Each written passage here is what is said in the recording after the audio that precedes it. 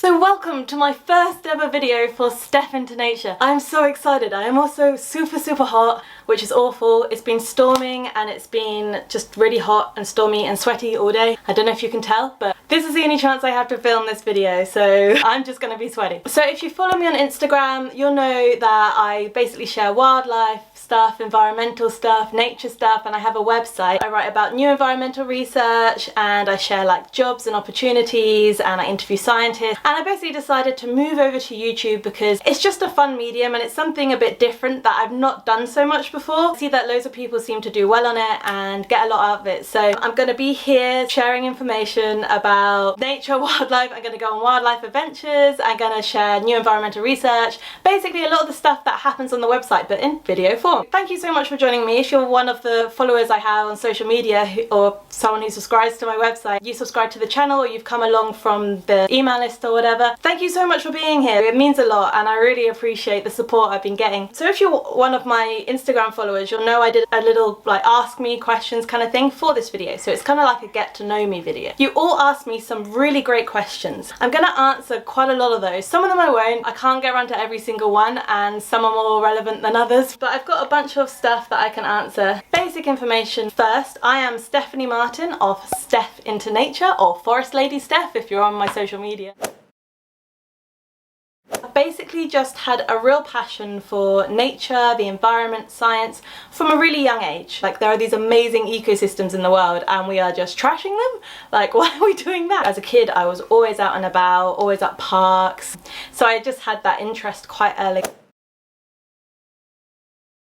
Gone through school and university. I wasn't always the best student, but as I went through I was always so fixated on like, I have to do stuff with rainforests, I have to do stuff to look after these environments. We have to do something, I have to do something. So even though I've always excelled at things like English and geography, things that involved a lot of writing, I really wanted to carry on with science because I just saw that as like, this is my path, like this is how I can make a difference. I'm gonna do all science A-levels, I'm gonna go to uni, I'm gonna do science at uni, I'm gonna do whatever it is you do after you get a science degree, and I'm gonna become a proper scientist in a rainforest. That's what I gotta do. So I was like really set, like that's my path.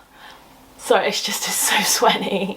My journey's been a really interesting one. It's been super chaotic. It's definitely not your standard route. Don't ever stress about where you are in life at what time compared to anyone else. It's really pointless because everyone's going to be somewhere different and people have different things that affect them in different ways. And if you take a more, what I like to call wiggly route, so you're sort of there, then you're here, then you're back there, then you're there again, it is a lot more fun and you do learn a lot more on the way. So doing the straight like A-levels, uni, whatever it is you do next for the thing you want to do, that's great. But if you end up taking time out, going here, there, everywhere, that's fine and you will learn a lot. Whatever you do in life, you learn stuff from it. My journey, I did A-levels, but I hadn't had the most fun in school, so when I got to A-levels I moved schools and I was like, oh, I'll try and have a bit more fun, you know, try and make like a couple of good friends. And I went to this new school and I just had the best time and I made a bunch of friends and I basically just partied the whole time. My A-levels definitely took a hit and at that time I felt very trapped in the UK and I felt very frustrated. Like, I wanted to be going on these amazing adventures all over the world. I really wanted to be in rainforests. Unlike most people that I meet, I'd always been so certain of the career I wanted. I'd always been like, rainforest. So I was very keen to try and go abroad for university. But before I went, I got a job for a year full-time in a shop and it was rubbish and I hated it, but it was to save money and I saved some, but I was so miserable I mostly just spent it on like clothes and makeup and stuff. Like, there's never been a more boring and depressing period. No, there's never been a more boring period of my life. Nah. You may notice I'm filming on my bed. I know it's a bit weird. I had the window open, I was setting up a camera and stuff facing my bed and I was a bit like, oh, hope the neighbours don't see. To this university in the rainforest. I was super excited to go there. I applied, I got in and I was off. Like, I was like, this is gonna be amazing. I'm gonna work so hard. Like, finally, like I know what I want. I feel like I can focus and yeah. I went to Australia, had a lot of fun. It was amazing. I did spend a lot of time in the rainforest. I ended up dropping out of uni mostly due to my own mental health, but also because I'd sort of come to a financial crossroads of I will need to take out some horrendous loan to cover the rest of my fees here, blah blah blah blah.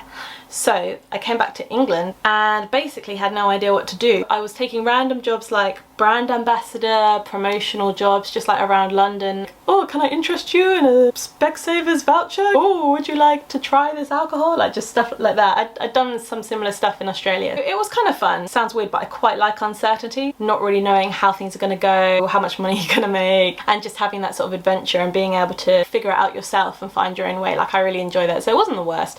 I set up my first blog at that time. Actually, it doesn't exist anymore, but I set it up just as like an outlet. So I was like really sad, like I hadn't made it at uni. I didn't know if I'd ever be able to make it through uni because of my health, learning disability, and just like I don't know who I am as a person, bad concentration, like I set up that blog just as an outlet so that if I looked up some sort of cool environmental information I could write an article on it. So it was quite simplistic, like most of them were like just rewrites of Wikipedia articles, but it was a really nice outlet. And then around that time I was like, I need to figure out what I'm gonna do. I know that I love rainforests, I know that I want to do something to do with the environment, but I have no idea what. Should I go to uni? Should I try like some sort of apprenticeship and work towards working with an NGO or a charity? Should I do something totally different that will somehow be beneficial? I ended up doing one of those pay-to-play volunteering things. It's not really volunteering because you're paying. It's basically one of those holidays that you pay for and you work. To be honest, I think if you can avoid them, do, because it's weird to be paying someone a fair amount of money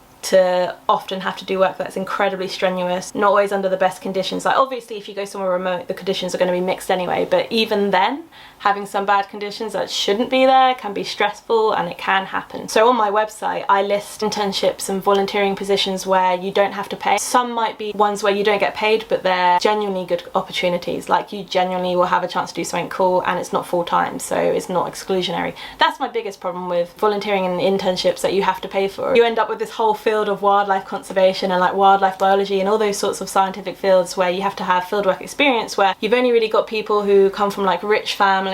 You're just cutting out this entire section of society. Like in something like science you need a variety of opinion and experience and people from all walks of life to create solutions, but instead you've just got this one group. So I don't recommend that you do paid ones. Again, on my website I list internships that are genuine internships, so they're either paid or they have accommodation and food and stuff covered, so check them out. I'll put the link to my website and specifically the link to that. It's called like the Global Jobs Board. I'll put the link to that there. I did that and that was amazing in a lot of ways and also very difficult. So I was in the Amazon rainforest and I was working as like a research assistant and I loved the Amazon. The Amazon rainforest is incredible and you should definitely go there if you get the chance. It is the most beautiful rainforest. My favourite is actually the Daintree rainforest, but I've met people that like aren't impressed by it, so I don't know what rainforest you're gonna like. But the Amazon rainforest is obviously incredible and I was so happy to be there and so lucky to be there. I saw like monkeys, really cool insects, amazing plants, and I was just in this place that I just dreamt of being my whole life, so it was incredible to be there.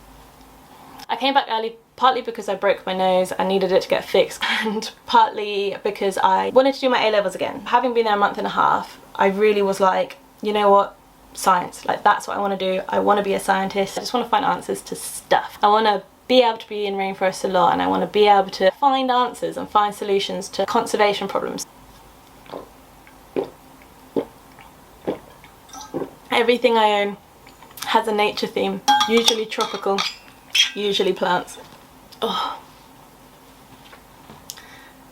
Right, I did my A-levels again, but I made some really stupid decisions on how to do them. I was like, I don't want to spend 2 years doing A-levels, I will do it in a year. I'm ready to work, I'm not entirely stupid, I can do this. Oh, I don't think you should do A-levels in a year. So I was doing biology and chemistry, AS and A2 at the same time in a year at college, and I was teaching myself maths. I am bad at maths, I am so bad at maths. I don't know why I thought it was a good idea. What did I think was going to happen? I was working part-time and I was studying beyond full-time, and it was a bit much. It was very much, so much. I basically refused to accept that there was any sort of problem or difficulty until I was sat in the exams. So that went badly. I went through clearing and that was the best decision I have made. I ended up at a university called Canterbury Christ Church University, which is in Kent. I loved it. I honestly could not have ended up anywhere better for myself. I was like, I don't care about partying, I don't care about having fun, I just want to do well, like please let me do well. I really did well there because I was trying so hard. There was also a lot of opportunities. At the end of my first year of uni, I secured an internship with this place called Venom Tech, which extracts venom from animals and uses them in medicine without harming them. I did field work for my final year thesis, and that was in Madagascar. Loved it there. It was amazing because I got to work with Malagasy botanists and they were teaching me the plant names, and it was amazing. I finished needing to attend university quite early, so that coincided nicely with a job I found in Spain as a research assistant. I went overseas to Spain for a few months and basically did field work looking at wasps, and it was really fun. And again, like, worked with a really small team. They were really cool and we had a really good time. I had a really good time. Oh yeah, no, it's where I found out I was a bit allergic to wasp and bee sting. So had my degree, delighted, found that out in Spain, and I was pretty clear on what I wanted to do. I was like, cool, I've got my bioscience degree, this proves I can do it. I got a first, so I was like, I'm not stupid then, am I? That was really nice and a really big confidence boost. I was like, right, I want to go all the way now. I want to get a master's in rainforest, a PhD in rainforest. I want to be a rainforest postdoc, and then I want to be a rainforest scientist, a professor of rainforest, all mapped out. Applied for a master's, I got accepted for a master's. I deferred it a year so that I could work for a year to save towards it. I got a job as an assistant editor in scientific journals, so that was really interesting because it's something quite different to what I've been doing. Once I'd saved for a year, I went and did my masters. I got a couple of grants. I'm going to do a whole blog post on where you can find grants for things like masters or even your undergrad. I came across a few when I was doing that. Let me know in the comments if that's something you'd be interested in. If you're subscribed to my mailing list, then I send around like everything I've done each week anyway. Obviously I'm plugging my mailing list, but it is a good idea to sign up if stuff like wildlife conservation or nature jobs or nature in general, if that's something you're interested in. It is worth signing up, if I do say so myself, which I do. I went and did my masters. First I went and did fieldwork in Borneo, which was really fun. Saw loads of cool animals, saw orangutans, but I did get a concussion, which was bad on one hand because it hurt and I felt very sick and confused, and I went off eggs for a year, which was a bit weird. But like, I fell into a riverbank from like standing to this sort of sitting position and just went on like an exposed root on the back of my head, and I thought I was fine for ages. I spent the remainder of this really cool fieldwork experience in a bed in a hotel recovering. The plus side is I got to fly home business class, which was amazing and life-changing because now I suddenly care about money, which I've never cared about before, as my finances can confirm. The rest of my fieldwork was really exciting, so I got to go back and work with the university that I'd been at previously. If you remember earlier on in this story, I went and started an undergrad degree at James Cook University in Cairns in Australia, and when I was doing this master's I knew I wanted to go back there because I was like, that's my favourite place in the world and the ecology is amazing, wildlife's amazing, that's where I want to be, because that's also where at the time I was like, I'd like to do my PhD here, I'd like to be a professor here. I was in a crane and I was studying leaf gas exchange in this drought plot. I feel like I'm in my Viva again, where plastic had basically cut off the rain, and it was basically just comparing that to patches of forest that didn't have that and seeing how the rates of gas exchange changed. So it was pretty interesting, and I really loved being in the crane because it was just this amazing view over the rainforest, and I was really happy to just be doing something that I love. I love being in a rainforest. I realised that I was wishing I could do more science communication stuff. I didn't like that I didn't have enough time to write so much anymore. The masters was really useful in identifying my strengths and my weaknesses. I really love the field work. I like communicating science. I care about it a lot, and I was doing quite a bit with social media at that point, taking photos and telling little stories. I just always felt like I'm doing all this master stuff and I'm like, oh, I just, you know, gotta do this, and then I can go and do the science communication thing. I can write that thing for that photo, or I could do that writing thing that I applied to. I just realised that that's what really made me happy. The whole package of what it means to be an academic scientist just isn't for me, basically. And it was kind of difficult to realise that because I spent like my whole life, age 7, being like, I'm going to be a rainforest scientist. Had visions of myself at university and helping other people achieve their passions and doing loads of cool investigations and finding answers. That's what I really saw myself doing, and then the reality of it was like, actually, I just really love telling those stories. I obviously love being in rainforest and I obviously love all of that. What I really love is telling everyone else about it. Like, I'm so passionate, I want other people to be so passionate about the stuff that I'm passionate about. Everyone needs to be. I was making little videos around there in my free time. I haven't published any of them yet, I will. And I was like, this is what I love, this is what makes me happy, this is what makes me excited. Like, I've always been quite a creative person, and I just thought this is where my talent lies. It's really something I've always been at least reasonably good at with relative ease. That's just what makes me happy, and I realised how important that is, and that I've sort of reached a point where if I wanted to continue with the academic side of things, I would kind of have to set that aside, especially with how I am with being dyslexic. Things take me a bit longer, it's a bit slower. What I really want to do is communicate science and communicate nature and conservation and tell stories. From my masters, I came back to the UK and I've just been doing full-time science communications. Because I was already freelancing as an editor, I've carried that on, so that's been where I get the base of my pay from, which is really cool, and I'm really lucky to be able to do that because obviously it's very flexible, like I'm self-employed. Taxes aren't fun, but then on top of that I've been writing articles, getting paid to publish those on different platforms. I've been doing my website, so I get income from adverts, things like that. My social media, I sometimes get paid to advertise the odd thing. There's ways you can make money from science communications, but it does take time. So it's not something where, unless you have the support, it's not something where you can just drop everything and do it and you'll make money straight off the bat, unless you do manage to secure, you know, a full-time job. So yeah, that's basically how I got into it. So now I'm doing YouTube as well, so maybe that will become a new stream of revenue, or maybe everyone will hate this, but knowing me, I'll probably carry on anyway. So I'm gonna try and get a video out every week. If any of you out there, if you are interested in getting into science communications, or if you're doing it already, like, let me know, like leave a comment, let's start a club. If you have like a blog or social media thing or a YouTube channel, let's connect. Leave a comment. It'd be really nice to build a community, because I sort of have that on Instagram. I've not found that many naturey, sciencey blogger types or YouTubers, so let yourself be known to me, thank you. So I've told you a lot about my journey in quite a lot of detail. For those of you who are working in a nature field or science field, or even if you're not, like, share your journey with me, leave it in the comments. Let me know where you've been, where you're heading, what you're doing now. I love hearing people's life stories. Let's have a look at some of these other questions. Someone was asking where I'm from my accent. I thought you'd be able to tell, like, I'm British, so I'm from the UK, I'm from London area.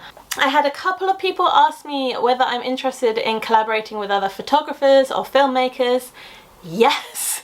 Absolutely, definitely. If anyone does want to collaborate in that sort of thing or is interested in that, then yeah, again, get in touch. Like, this whole thing is so exciting to me, and I just want to try loads of different stuff, see what people like, what they don't like, and go from there. Favourite animals? Someone asked what my favourite animal is, or if there's any animals I prefer to other animals. I am really into animals that get overlooked a lot, so I love all the like weird insects, things that people don't really pay much attention to. I think I don't know, I think they're cool and I think they're underrated. If you ask me what my favourite animal is, I'd probably say snails.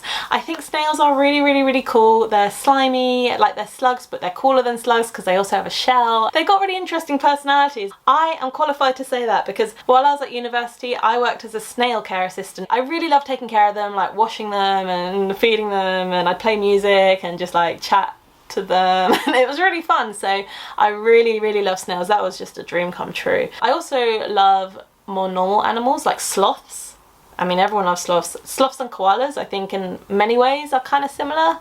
They're just chill, and I feel like if I was an animal, I'd probably be one of those. I love flying foxes as well. They're all over Cairns, and I just think they're brilliant. They're so interesting looking, and they're beautiful. Someone was asking me about my masters. I think if you want to go into research, or even if you just want to see if you really want to do a PhD or something like that, then it's definitely worth doing a masters. There's lots of masters where, mine was specifically like rainforest ecology, but there's once you can do like a general ecology masters where you can then choose where you do the field work. That's probably a really good shout too. My advice for choosing university would be definitely look at student reviews over league tables, because a lot of the league tables and a lot where this idea of this is a prestigious uni and this is a super good uni, it comes from just how good the research is. And a lot of the universities that have a really strong focus on research, teaching really comes second or third or last or nowhere. Like, it's really at the bottom often, and a lot of people can back me up on that. The most important thing, I think, is look at the student reviews, see what their experiences were, think about what your priorities should be. Someone asked about what challenges I've come across working in science communication. There's only really two main challenges. Any sort of job like this, you can't get paid for it until you've done it.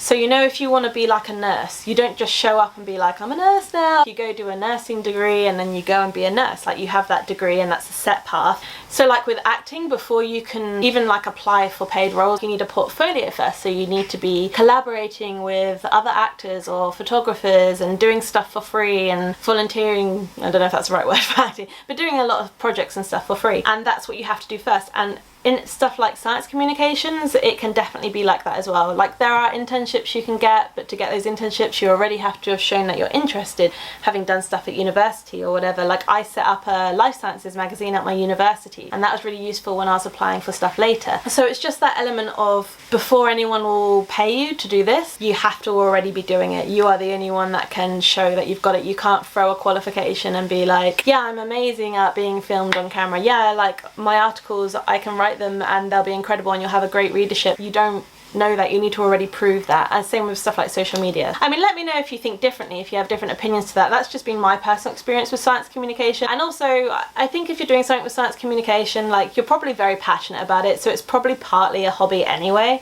So when the money starts coming along, it would just be like a little bonus. The other challenge I found with science communication is probably just confidence. Confidence that I can do it, that I can do it well, that people are actually interested in what I have to say, that they're interested in how I have to say it. Like, maybe no one likes the way I talk or the way I say things, or, you know, if I put a photo of myself up, maybe no one wants to see my face. Like, doing this, you know, YouTube, like, I had the idea for doing YouTube when I was still doing my undergrad. I interviewed Steve Backshall for something, the wildlife presenter for the magazine that I set up. I interviewed him for that, and he gave some advice of, like, you know, if you want to get into wildlife presenting or sort of any sort of science presenting, you first just need to be doing it. Like, you need to prove that you can do it by doing it, and then someone might hire you for it. But I think for me at that time, it just has taken me like years to A, find the time, B, be in a position where I'm not just coming home exhausted from a job, I'm not just doing academia, taking over sort of thing, but also just, yeah, building up that confidence and building up those skills. Like, now I'm sort of at a point where I'm like, I could make this video, maybe it'll just be my mum watching and like someone else. Like, maybe it's just two of you seeing this. But I don't really care, because I enjoy it, I like talking, someone might get something out of it, I'm happy to do it. So like, I will just pump out these videos, having a great time. Even if in a year like 5 people are watching, I will probably carry on. With my website, when I started that, I was like, if I get like 20 subscribers in a year, that would be so cool. And then I ended up hitting 1,000 subscribers yesterday, actually, and that was in 4 months, which is just so much better than I thought I would achieve. I think confidence is something that can be really difficult, because you can't just be it. It's just one of those things where you've got to just force yourself and then push through, and then one day something will click. My advice with science communication is do it as a hobby, do it because you're passionate, and then take it further, take it as far as you want to. Someone asked me for tips in science communication social media. I don't really know. So I've done it very ad hoc. Like, there's been times where I've done it like obsessively every day, and then times where I've taken like months breaks because I just need like to focus on other stuff at the time. I guess it's weird because I don't see myself as that successful on social media. I think I have 6,500 followers on Instagram, so that's gone quite well. But then obviously I'm always looking at the people with like 10,000, 15, 20 or whatever, and being like, oh, they're really good, I'm really bad. But then someone with like 100 might be like, oh, she's got 6,500. Like, you're always going to compare yourself. So I guess it's kind of nice getting that question, because someone's like, oh, your social media tips, and I was like, why would they want tips from me? Oh. I think, to be honest, my advice is probably very similar to what you've heard. Be yourself, try and learn to write in a way that communicates your voice, engage, find a community of people that care about the same stuff with you, and that's what makes it fun, I think, is just being able to read their stuff, them comment on your stuff. It just makes it fun. Someone asked about bridging the gap between science and the public. Like, how do you do that? So first, I think find a way that you enjoy doing it, whether that's video, writing, just social media, public stuff, theatre, like there's art, like there's so many different ways you can communicate science. Find what you care about and what you enjoy doing, or even enjoy working towards being good at, and focus on that. The second aspect is really break it down to the basics. A lot of the time I think that the science knowledge I have is stuff that everyone has. Like, everyone must know this, everyone must know how to do this, but they don't. So have faith that you know what you're talking about. Actually break it down. Like, no one's gonna read it and be like, I'm so offended that you explained this to me. I can't believe, like, but people might read it if you haven't broken it down and be like, oh, this is too difficult, like I can't get anything from it. Break it down to basics, take out the interesting things. If you don't understand something, contact the person who has done the research or do your own research online. It's basically about just making it as simple as possible but still entertaining. I can't say that much about how to make stuff entertaining in terms of video because this is my first ever YouTube video. I don't know if it's entertaining. But in terms of writing, I think again it's just focusing on finding your voice and getting your personality through. That's what people care about. And you might be like, oh, what if people don't like my personality? There will always be people that like your personality. You know, some people are going to watch this video and be like, oh, she's so annoying and boring. And some are going to watch it and be like, and I know that they will because I have friends in real life and some of them might watch this. So try to just have faith and confidence in your personality. Find the thing that you enjoy in terms of science communications and focus on that. So another question is one that basically at the moment with the pandemic and everything, a lot of people who work with wildlife, these sorts of roles that you often have to take up are often full-time and paid poorly, paid at a local wage in a country that doesn't pay very good wages, or just, you know, with a stipend. And now with the pandemic, everyone's sort of come back home and they've seen their friends move on and their families and people buying houses, and they're just there like feeling like they don't have their lives together. And is wildlife conservation, like, is that line of work really worth it when it takes so long to actually be able to make money from it or build a life from it? And it is a difficult one because wildlife conservation is unfortunately one of these ones where unless you have financial backing from someone like a parent or something like that, you really do struggle to find the work that even you can just get by on, so one that just covers the basics. It is difficult, and I can imagine during the lockdown and the pandemic at the moment it's really weighing on people's minds. I've definitely seen lots of conversations about it. I think my advice there in terms of whether you should stick with it or not just sort of comes down to your own happiness. If you've enjoyed it but you're just thinking, can I really do another 2, 3, 5 years of this barely being paid? If it's not really making you happy anymore and there's something else you can see yourself doing and being happier, I would say definitely go for that. But the other side of it is, if you really can't see yourself doing anything else ever, and if this is just what you want to do and it's your passion, carry on. Like, obviously it's difficult, it's going to be difficult, it's not an easy line of work, but like, you can quit when you're dead, you know what I mean? Like, why stop working towards your passion? Did a really good interview with a guy called Julian Bayliss. He's sort of known for accessing these really difficult to access rainforest mountains and like finding different species in there that aren't currently known to science. And I'll link to the article at the bottom, but he does touch on this, and even he was saying, you know, he's only now making all right money from it. For years and years and years it was super low paid. So have a read of that. I have on my website jobs board, and it's got the internships and volunteering opportunities and also paid work in the field of wildlife conservation. So you can subscribe to my email there. I send around weekly lists of new jobs, so there's usually about 50 jobs, PhDs, postdocs, internships and volunteering opportunities every week. So it is worth subscribing to that. I think it's one of those things where, I mean, only you know whether it's worth carrying on. Someone also commented you can end up working with quite difficult people, not always the nicest people, in these very remote environments, in these very small teams, and that is hard. I think it just comes down to, is it worth it for you? During the pandemic probably isn't the best time to decide. There's probably other stuff going on in terms of mental health, so push comes to shove, then you'll have to make a decision. But I think it's worth sticking out a bit longer, seeing what happens and seeing what you're truly passionate about. But that's my opinion. What do you guys think? Because I think this is a really difficult question. I don't think it's something anyone can really give a definitive answer to. Any of you who've sort of worked in wildlife conservation, or even just worked in a field where you've had to work for free or really cheap for a really long time, what do you think? Is it worth it? Should you just look for something else, especially now with everything going on, the pandemic? Like, comment in below the video, because I really love to know. I think that's really interesting, and it sounds like a lot of other people would like to know too. So there are some questions people have asked that I haven't answered here, and a lot of those were quite specific, like environmental based questions or scientific questions, which were really interesting, and I was really happy to like read them. But they're things that I can like address in future videos and blog posts, so this is just a bit more of a personal video. So if I haven't answered your question, I do apologise. I will probably be answering it in future. So thank you so much for taking the time to watch this video. I'm really excited about what's coming up. If you're interested in following my other work and want to stay up to date, then I've put my website down below. You can also subscribe to my YouTube channel if you want to, and click the little bell to get notifications when new videos come up. That would actually mean a lot to me, because this is a totally new venture. I have no idea if I'm any good at it, but it would be really good to have some support. I'm really grateful to the people that signed up already without even a video coming out, because I mean, this could suck. So I really am grateful to people taking the time to do that. I've also linked to my social media. So Instagram is where I'm most active. You can find me there. I post pretty much every day. I'm on Twitter as well, Facebook as well, LinkedIn, stuff like that. So I've linked to those as well, and I use them fairly regularly. So feel free to join me and leave a comment. I've asked like a ton of questions in this video, but leave a comment like, what did you think of this video? What do you like the sound of that's going to come up? What do you think? Tell me everything. Who are you? What do you do for a living? Everything. I want to know all about you now. I've talked enough. Just me, it's just who I am. And I'm in a tree.